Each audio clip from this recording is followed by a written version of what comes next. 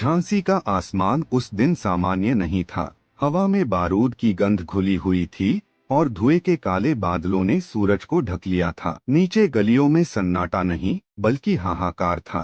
तोपों की गरज से किले की पुरानी दीवारें थर्रा रही थीं। अंग्रेजी फौज टिड्डी दल की तरह किले को चारों तरफ से घेर चुकी थी। हर सिपाही, हर नागरिक के चेहरे पर मौत का खौफ साफ दिखाई दे रहा था। उम्मीद की लौ फड़फड़ा रही थी, बुझने के कगार पर थी। लेकिन उसी किले के एक कक्ष में एक चिराग अब भी जल रहा था। वहाँ डर का नामो निशान नहीं था। वहाँ खड़ी थी रानी लक्ष्मीबाई, मध्य, थोड़ा तेज और भावनात्मक स्वर। वह सिर्फ एक रानी नहीं, एक माँ भी थी। सामने उनका छोटा सा बेटा दामोदर राव मासूमियत से अपनी माँ को देख रहा था। रानी ने एक गहरी सांस ली। उनके हाथ कांप नहीं रहे थे, बल्कि एक संकल्प से कस रहे थे। उन्होंने एक मजबूत कपड़े से अपने बेटे को अपनी पीठ पर कसकर बांध लिया। बच्चे की धड़कनें उनकी पीठ से सटकर चल रही थीं, मानो कह रही हो, माँ, मैं तुम्हारे साथ हूँ। रानी ने मुड़कर अपने कक्ष को आखिरी बार देखा। उनकी आंखों में आंसू नहीं, अंगारे थे। उन्होंने अपने बेटे के नन्हे हाथों को छूते हुए धीमे लेकिन अटल स्वर में कहा, हो सकता है कि आज मेरी सांस रुक जाए,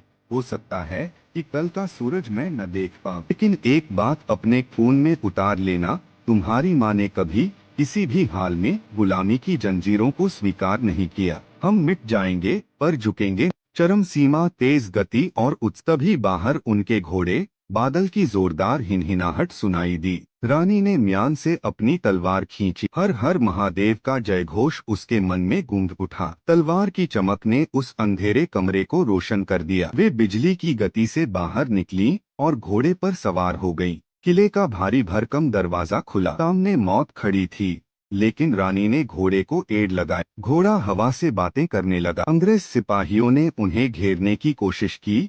गोलियां सनसनाती हुई निकली, लेकिन रानी साक्षात दुर्गा का रूप ले चुकी थी। और फिर वह पल आया जिसने इतिहास को थाम दिया। रास्ता बंद था। सामने किले की ऊंची दीवार और नीचे गहरी पथरीली खाई। रुकना मतलब आत्मसमर्पण। रानी ने एक पल भी नहीं सोचा।